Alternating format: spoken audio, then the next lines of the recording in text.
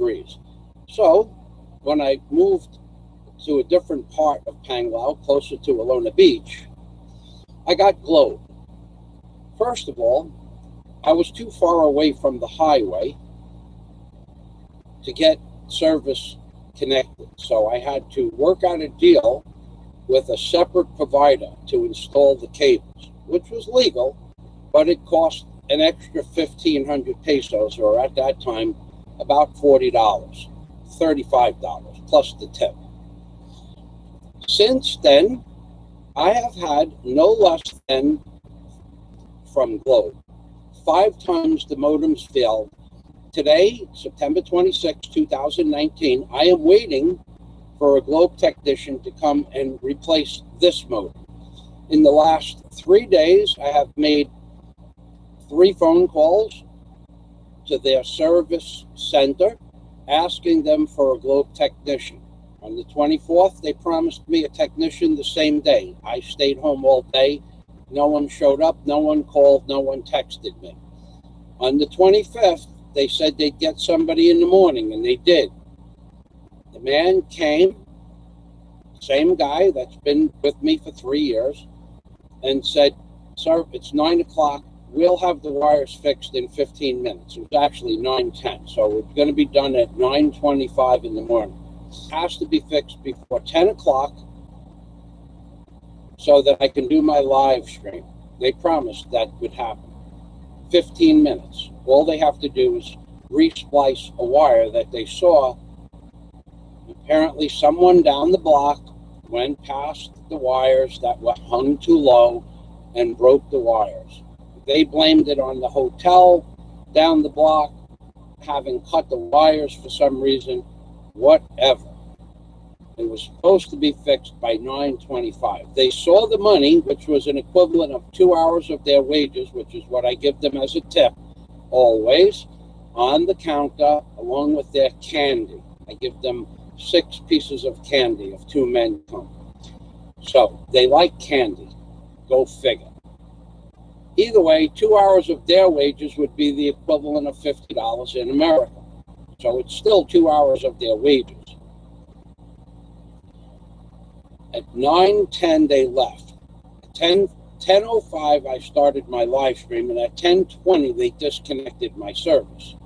Apparently, what they did, instead of going to fix the wires immediately like they agreed to, and it was an agreement, we all 3 of us knew that the wires had to be fixed immediately, ASAP. And what they did is said, "Yes, sir, Michael, we will fix the wires before we do anything else." And they went away. There we go again. There we go again. Fucking internet.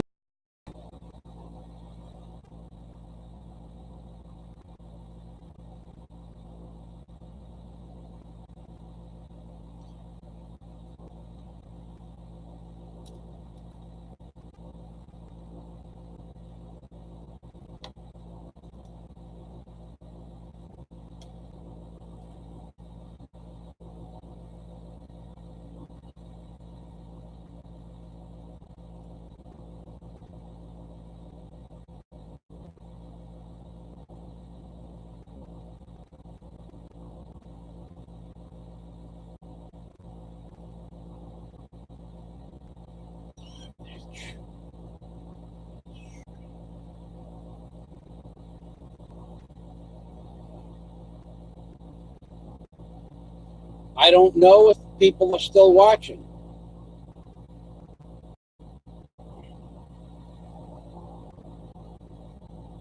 I don't know if people are still watching. Apparently it's still on. Now it went back on. Okay, so Passport, I enjoyed my day immensely, except apparently it's still on. When the men from the internet provider disconnected my live stream because they don't know what an agreement is. So they didn't keep their agreement, and they sent my live stream into nothingness. So I talked for 12, 15 minutes.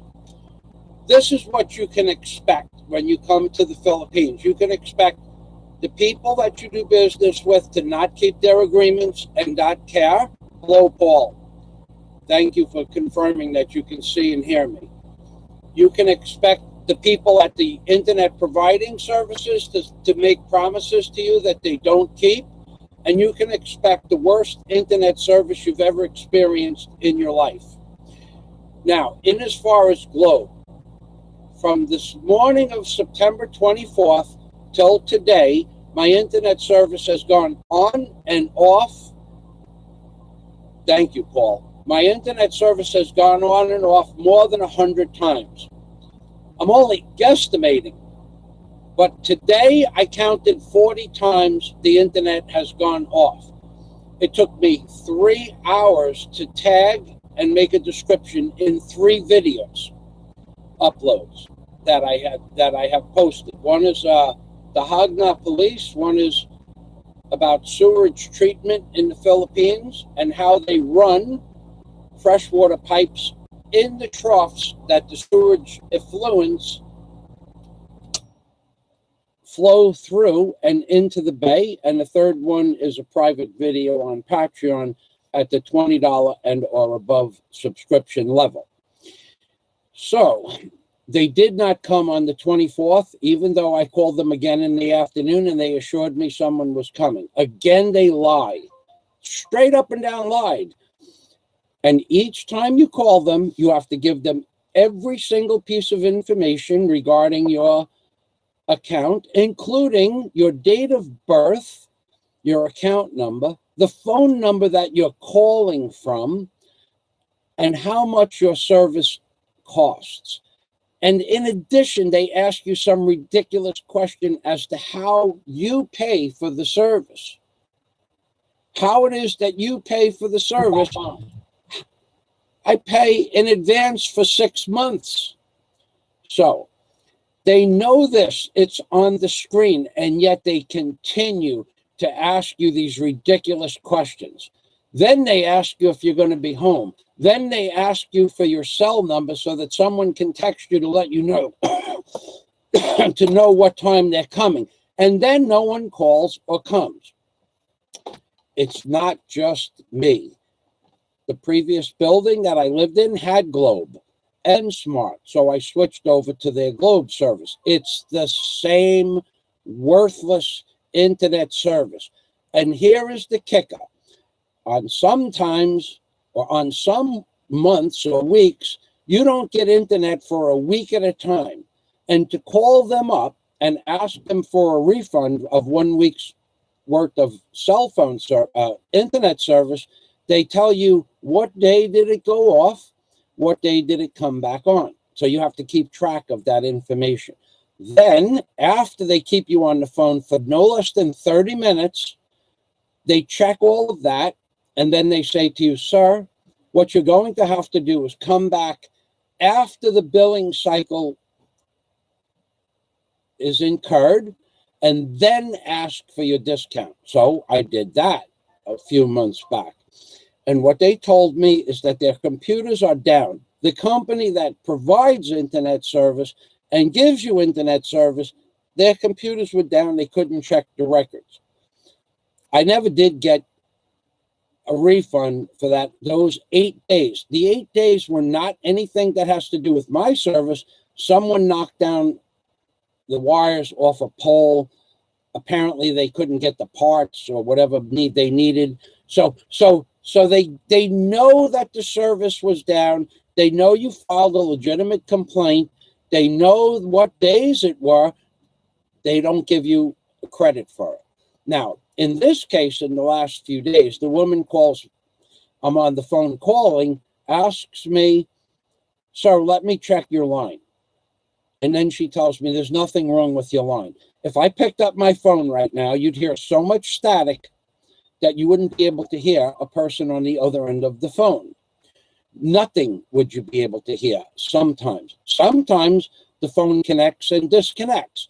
And yet on their end, it says you have no problem. So when the service technician did come and did disconnect my wires, breaking his agreement, I said, look, replace the modem. He goes, you know, sir, this is the 5th modem that you had this will be the 6th if we put one in. Let's wait a few days and see if our repair worked.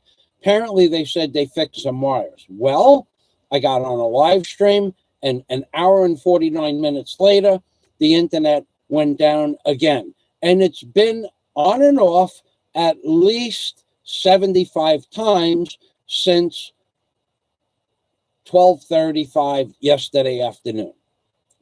And yet, when I called them up this morning, they checked the line again. 35 minutes I spent on the phone with these people, Globe.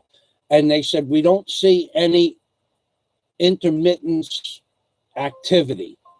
And yet, when the fellows were here, it was going on and off when they were here.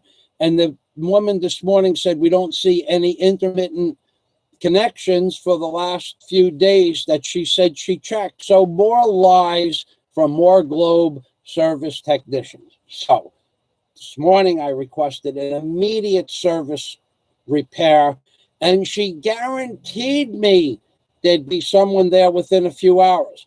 That was at 9 o'clock this morning. It's now 2:30 in the afternoon. No one has called.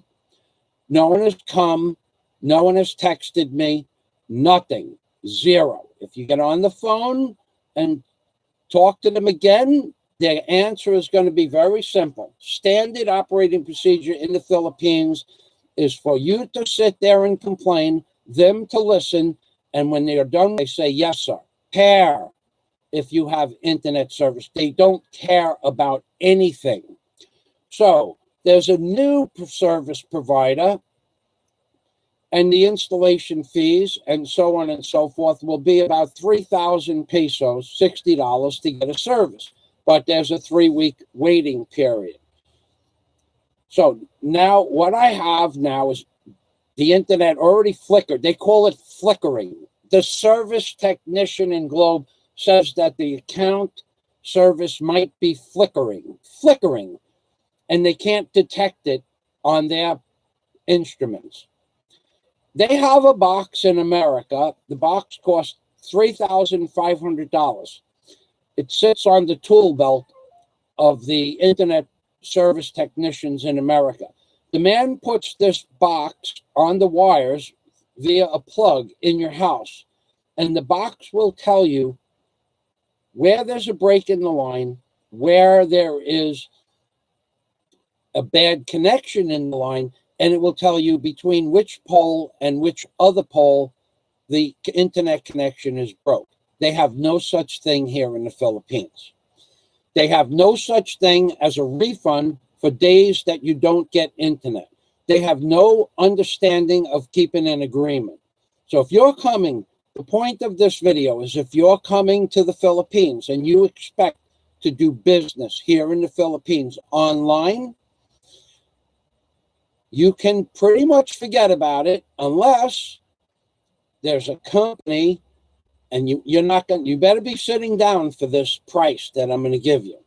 There's a new company that just opened up about 6 months ago on the island of Bohol.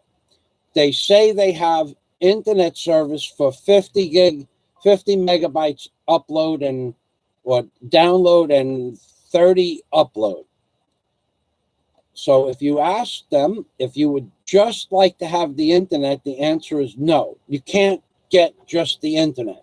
Hold on a moment. I want to check the comment section. The answer is an unequivocal no. You cannot simply get the internet.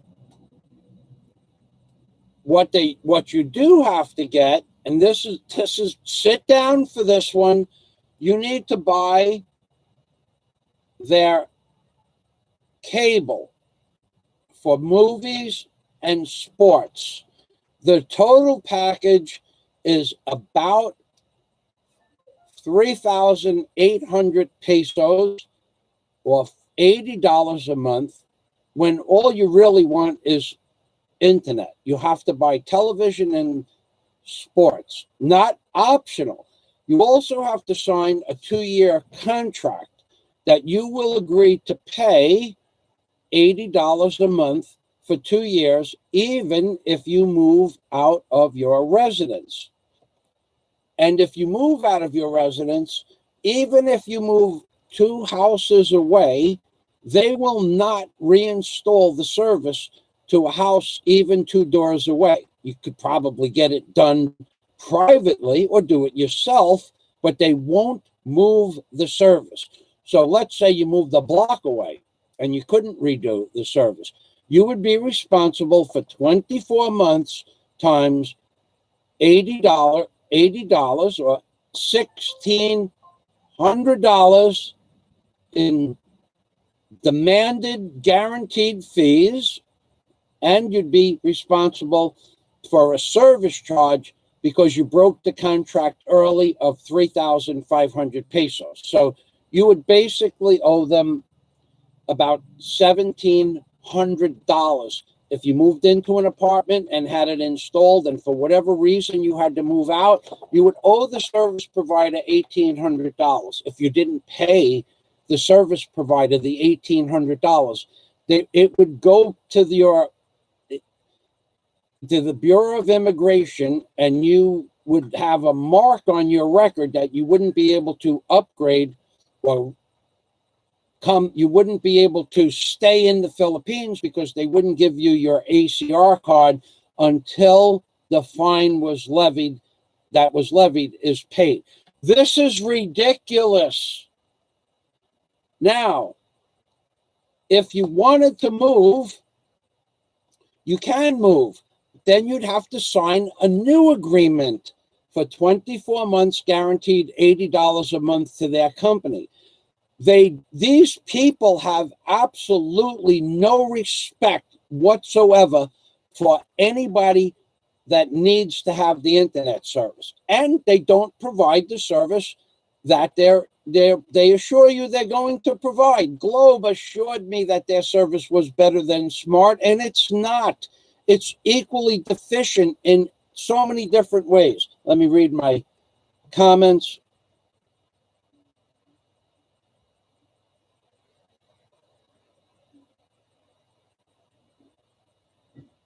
I don't know anything about Google Fi, and I don't know.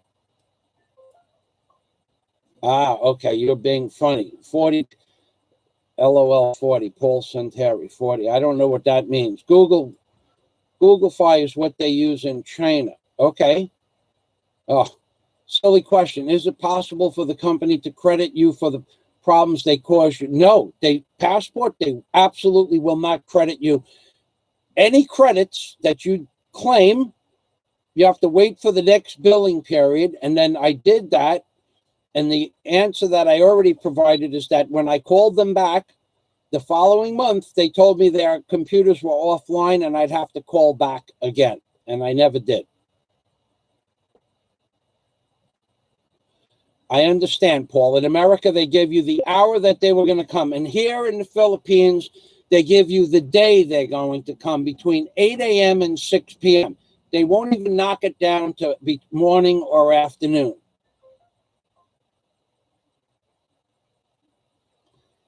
Your stream is flip meeting now 1 second at time about every e-minutes. E-minutes? I don't know what e-minute. Flickering. Oh, I know it's flickering. It's terrible.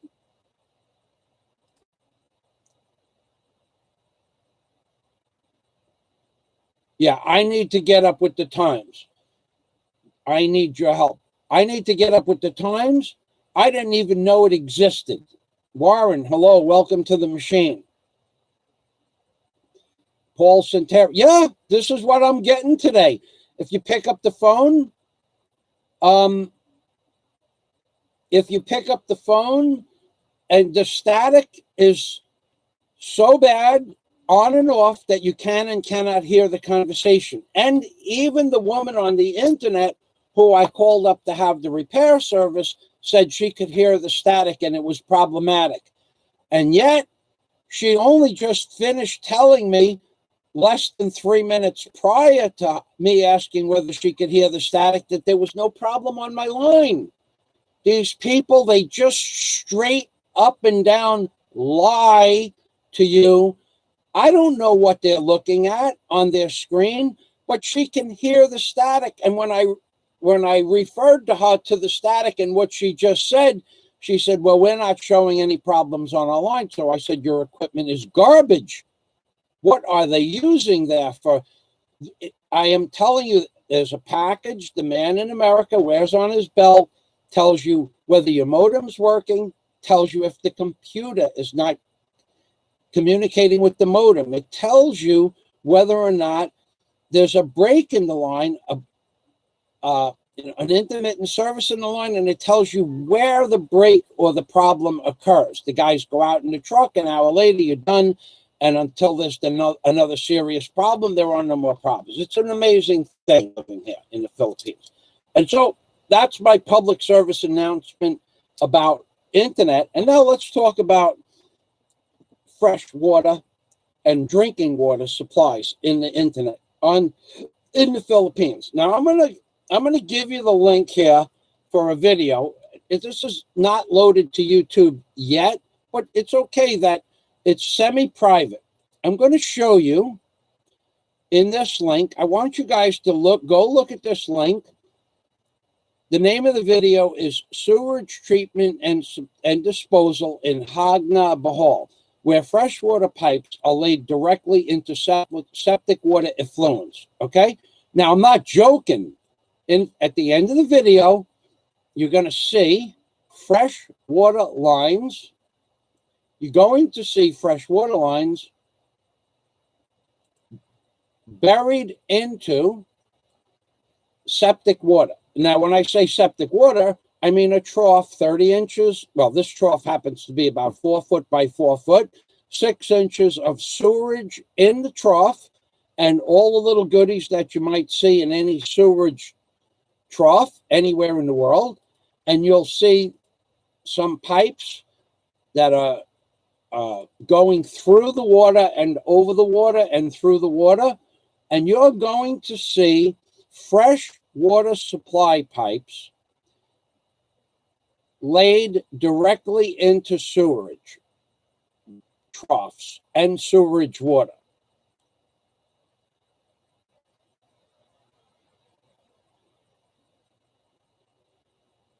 So what I'm telling you is, let's just say for some unknown reason, one of those pipes leaked and had a negative pressure in the pipe instead of a positive pressure. It would literally suck septic water into the pipe and into your sink or into your shower. If you go watch this video, I have it on my Patreon account as a private video, only for my Patreon members.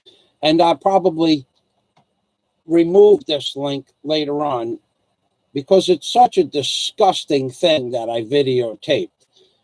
You're going to see me walking through a neighborhood in Hagna, and you're going to see one other place where there's a septic water trough with water pipes in it. And I only hold the camera on it briefly because that wasn't originally what the video was supposed to be about. It's part of a two-part video about mangrove restoration in Hagna, Bohol. But it turned out to be, I was astounded. I went down to the Bay of Bohol, about 200 yards from where they parked the Bohol, the Hagna terminal ferry, the ferry that leaves from Hagna, and the water that the children were playing in this, this isn't the children playing in the water, but the children were playing in water. And when you looked at the mud in the video, it was septic. I mean, you could see the color green and orange and yellow on the bottom. Now that one is called Hagna Police, the good guys and the bad guys. Now, I'm probably going to post that on YouTube, but I don't talk much about the septic water in the bay with the children now. Probably they grew up their whole lives, probably builds up their immune system, but that's not why I'm making mention of this effluence in the septic water and fresh water lines being mixed. I'm making the comparison of freshwater lines being directly in the affluents, because foreigners come here and they might drink the water out of the tap, and it might be something that will cause them serious harm. So I was a septic tank contractor in America with the tags. So I know that I literally crawled down ladders that were 10 or 12 feet high, walked into tanks that were 16 feet by 30 feet with a shovel and a pair of boots, and shoveled the solids from one side of the septic tanks to the other side of the septic tank, so that we could put a pump truck on one side, because the hose from the pump truck would only go just so far. So some of these tanks were huge that we used to crawl into. They were hotel tanks from the 1940s. Some of them were 30 feet long, 10, 12 feet from the floor to the ceiling, and 16 feet wide. And the hoses on the truck, they would just drop down 2 lengths of hose, and we would shovel the stuff there, because by the time the hose got to the, there might only be 4 inches of product on the one side of the tank, depends. And we would shovel it we would use snow shovels to push the solids to the hoses. Not just myself, Steve, Jimmy Boy, a couple of other guys. That was my job, crawling into the septic tanks. And in fact, when I asked to be an employee of the plumbing company that I was an employee of, I said to them, look, the money that you want to give me is just not enough money, not enough for me to come work for you. I'm your best. I'm certainly going to be better than any man you have working for you. And I'll do every job that no one else wants to do. That was my agreement with the people. And he said, what about crawling into septic tanks? I said, I have no problem with that, but you have to pay me more money than you're paying your plumbers. And I'm not a licensed plumber, but I want more money than you're paying your plumbers.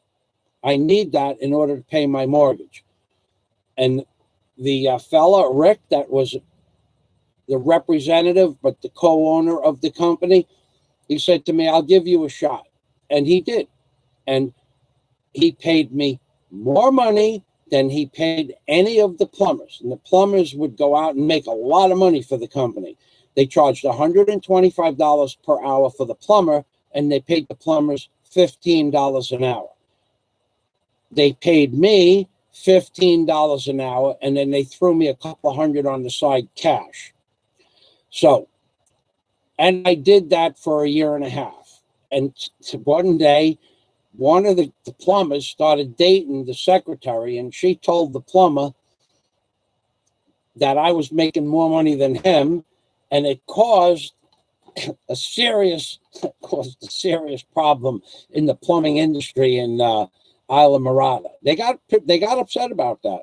So they said, if you don't pay us more money, you'll have to let Fazio go, which at that point, I had already owned a Bobcat and was doing Bobcat service on the side for the plumbing company. And I had just purchased a 428B backhoe, Caterpillar backhoe, loader backhoe combination.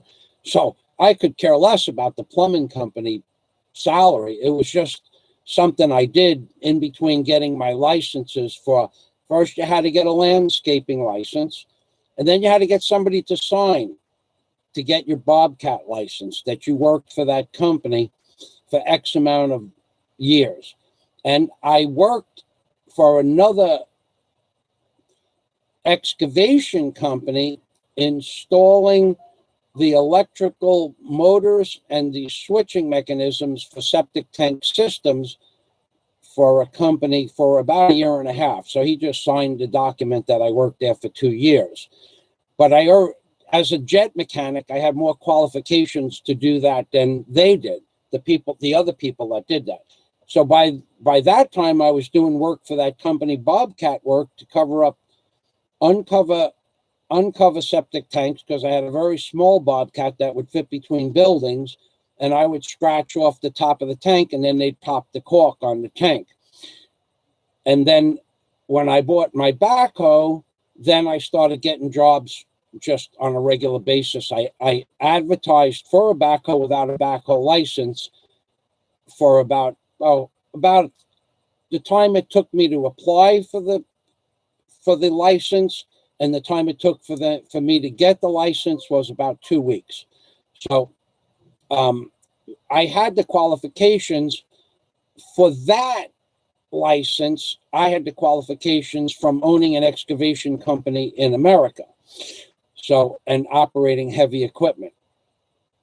So I didn't actually need the septic tank contractor to sign it, but he signed it anyway. So I had a license for a Bobcat, a tree service, and my excavation license. Even I could drill holes, which is a different license, but I took the test and passed it. So I know all about septic water, and I don't mind crawling into a tank if you're going to pay me a lot of money. I have no problem crawling into a septic tank with a snow shovel and pushing that stuff from one side to the other. I have no problem with that at all, because I make money doing it. I make a lot more money doing that than I do in the Philippines doing what I do here. In fact, I just went out with a person I did some work for, and he, perfect gentleman, kept every one of his agreements, and him and I got along just fine. So can you guys still hear me? Because I don't see anybody leaving any comments. And if you, well, just somebody punch in a bunch of ones, and I'll know that you can still hear me, because I'm not seeing any comments, and that's okay. Just punch in some ones so I know I'm not talking to dead air, because the internet's been flickering, so to speak. So let's get back to the septic water in Hagna. Okay, thanks, Passport. Got it. The septic water in Hagna, I'll give you another piece of information. When I grew up as a child, the canal that I grew up on, the effluents came directly out of the people's houses and into the water, into what we call a hot box under the house. Somebody get rid of this guy. I need your help, Frank. Somebody block him. Go to his channel and block him. Thank you. You know what I should do, Passport? What I should do is give you a wrench. You're on the ball. Let's see what we got here. Passport has been added as a moderator. So you have your first task. Get rid of this guy. I need your help, Frank. So in the canal that we used to go in, when the tide came in, the water was relatively clean from Jamaica Bay. And when I say relatively clean, there were 200 houses that directly under the house had a hot box under it. And the hot box was nothing more than some wood created to look like a slatted box. And the bathroom would flush into the hot box. And then just the fluids were supposed to come out of that. But the houses were from the 1890s, so most of them had no lids. So all the effluents went into the canal, including the solids and the paper. And I remember swimming in that when I was a child, and I never got sick. My mother used to get very upset about that. My father said, leave them alone. My father also grew up on the same canal with the same houses and the same situation, and no one ever got sick from it. So I'm not saying the children here are going to get sick from the septic water, but I am saying that as a foreigner, your body doesn't have the antibacterial things in it to fight off some of the things that may very well be in the effluents that are coming into the water. Now, I will post that video publicly I'll tell you the name of it if I can get to it now. In fact, you know what I'll do? I'll just make the video. I'll make that video unlisted so you can have a preliminary view of the video itself. It's called Hagna Police, the good guys and the bad guys. Okay, let's go over here. And Passport TV. Let's talk about Passport TV. He's getting a lot of traffic lately. His channel is doing wonderful things. Wonderful comedy, wonderful. He has an interesting ability to spin a story. And I suggest, if you're watching this video, to please go to Passport TV's channel and go through his videos and his live streams. And I think that you're going to find that the man has the potential to be a great live streamer. He does do some comedy, but he doesn't do it as comedy per se. That's the interesting thing. He does it. Why aren't we getting to where we want to be here? I'm looking for I'm going to tell you something about YouTube's new system. It's garbage. I work with the original Classic. You cannot find live stream upload links on the new. I don't know what it is about YouTube that they refuse to give you. I can't get to my video page in Classic. What is wrong with these companies? YouTube had a perfectly viable working platform and they had to change it. Then Google came and YouTube's platform worked perfectly, if you remember, 10 years ago. Then Google bought it and they changed the platform to some great battleship grade garbage. Then they changed it 3 years later. Now they changed it again. And every time they change it, you cannot use it for months and months after it's changed. Let's see. Let's get to that. Wow, this is way down on my list of stuff to do. Okay, let's open up that link. And here is the video. It's called Hagna Police on Local Beaches, with local children playing good guys and bad guys. All right, and then you're going to see a bunch of children. Basically, the children, I don't talk about anything septic on the video, but basically the children are filling up their water pistols, which are still allowed, and, I find that interesting. They're filling up their water pistols with septic water and shooting each other. Okay, Passport. See you later. Thanks for stopping by. These children in that video are actually filling up their water pistols and then shooting each other with the septic water, which is why I say they will probably never get sick from this, because their bodies have built up their immune system to whatever poisons and toxins. But the Bay of Hagna, this is what you need to know. The Bay of Hagna is as polluted as the Bay of Cebu, as polluted as the Bay of Palawan, as polluted as the Bay of Coron, and as polluted as the Bay of Puerto Princesa. Never put your feet in the water in Puerto Princesa,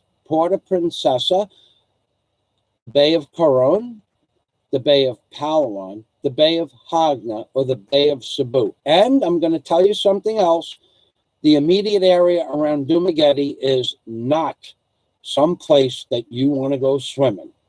And I'm talking for miles on either side. That place is full of foreigners and what they call beaches, but they're actually rocks. It's a rock beach. So You should understand, if you're moving to the Philippines to live and swim and or go scuba diving, it would be advisable to get a few miles away from shore. And then the water is pristine, and that means free of effluents. But for those of you who think you're going to come to the Philippines and just flop yourself down on a beach, probably not going to happen. And I'm going to explain something else to you. The water could be crystal clear, perfectly. You might not smell anything at all. You won't see the effluents or the solids in the effluents. What you should do, and they do water testing, is search water testing, bacteriological water testing for certain areas where you live. And then you'll know whether or not you can go into the water on the beach. And like I said, go offshore a mile and the water's clean. But around the big cities and the smaller provinces, the water comes out of the house. It goes into a trough from the house to the street.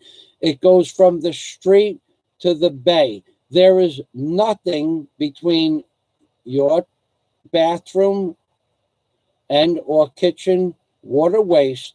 There is nothing between your house and the bay. Nothing. So if someone dumped some sort of chemicals that they didn't want anymore,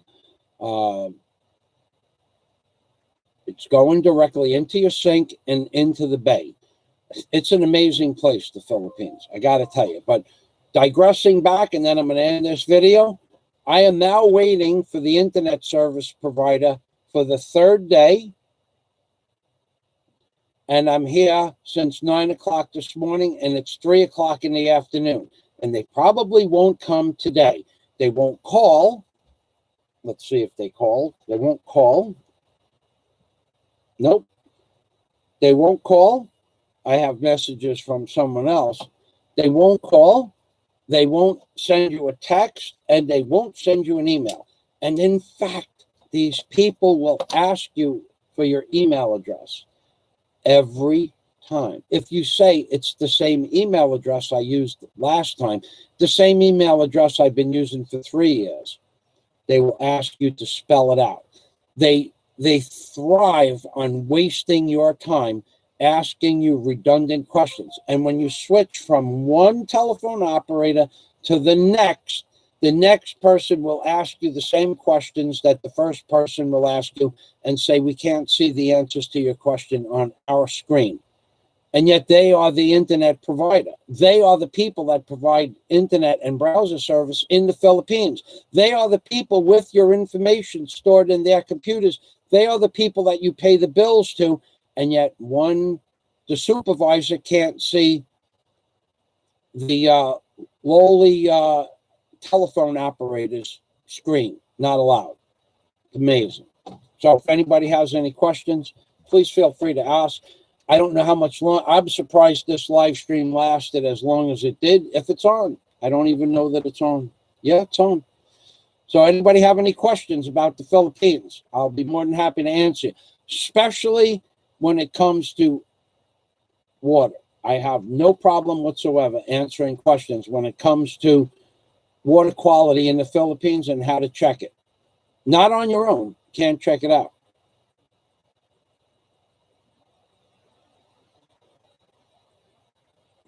You know, I get people.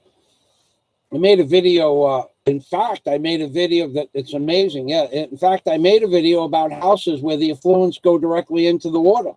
And I made a hot box underneath George's house. So I have a guy named Christopher Gowden, who I have no idea who Christopher Gowden is. Okay. And he expects me, for some strange reason, he expects me to answer his question about a house I was standing next to at 11:22. He's not a member of my Super Chat community. He's not a member of my Patreon community. He's not a member that I know his name, and yet they expect you to answer a question about a house on a video I made in 2013. It's an amazing thing, people on the Philippines. Yeah. Highlighted comment, just to give you an idea. Highlighted comment, Chris.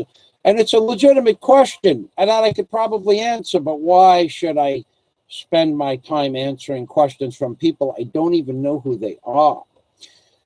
And as far as knowing who somebody is on the internet, I have in my repertoire many names that have followed me for eight or 9 years.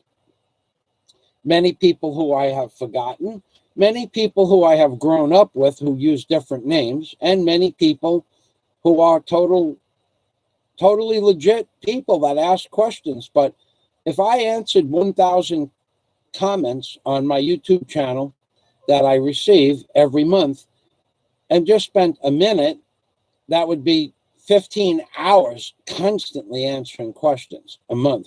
But double that for reading the question and then answering the question, which might take 3 minutes. So I might have 50 hours a month of just answering these random questions. If you have a serious question about the Philippines and you're coming to Bohol and you want to become a member of my Patreon account, by all means do so. But don't expect me to just randomly answer questions from people who I've never heard of or seen before on my channel. So what I'll do is I'll be kind and give you my Patreon account. All right, I'm going to go to my Patreon account. Yeah, I'm going to leave that page. I'm going to go to my Patreon account. That's not even where I want to be. I'm going to go to my Patreon account, and I'm going to cut out the link. No, I think I just, yeah, here it is. No, it didn't. An amazing thing. They changed it again. They changed Patreon again. What is it with these people with changing their websites? What is wrong with these people? Patreon has changed 3 times in 18 months. 3 times in 18 months. 3 times. And now it's loading. The page, it's loading. It took 22 seconds for it to load. Okay. My Patreon income, in case anybody's interested, is also part of why I do answer any questions at all. They even changed my link to my Patreon account. They even changed it. How freaking wonderful of them. What is wrong with these people?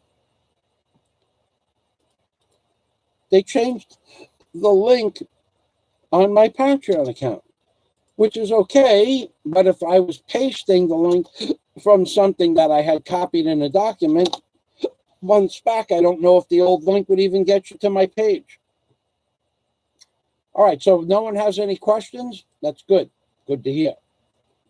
I'm going to go back to see if I'm still even talking to myself. Okay, 1 hour. This has been a public service announcement for 2 topics that should be dear to your heart. If you're working on the internet in the Philippines and you think that you're going to have uninterrupted service, forget it. If you're going to go in the water, you're risking your life. The water could look clean and still have bacteria that your body has no immune system to. Thanks for watching my videos. I'm Ping Permy from Michael Fazio. One more thing. I do have a video that Daisy called me up and gave me a singing happy birthday song, which was very nice of Daisy. And I probably won't make it public, but I do have that for my close friends. If you wish to see it, request it. I'll send you the link. It was very nice of Daisy. She went out of her way, even though I hadn't sent her the money that I had told her I would send because I was home waiting for the internet people. She still went and took money and put a load in her gadget and called me up on Skype and gave me a wonderful birthday present. Thank you, Daisy, if you get to watch this video. If not, thanks for the phone call. Thanks for the Skype call. All right, ladies and gentlemen, I'm going to say goodbye. I'm Ping Permy from Michael Fazio and Daisy May in the Philippines, baby. I don't see any more questions. Nope. We're all done here, waiting for the internet provider. I'm Ping Permy. Here, here. Daisy made this little cup for me last Christmas. If you want to do business on the internet, just make yourself a cup like this, and the chances of it working better than the internet are big. Big, big, big, big, big, big, big, big, big, big, big, big, big, big, big, big,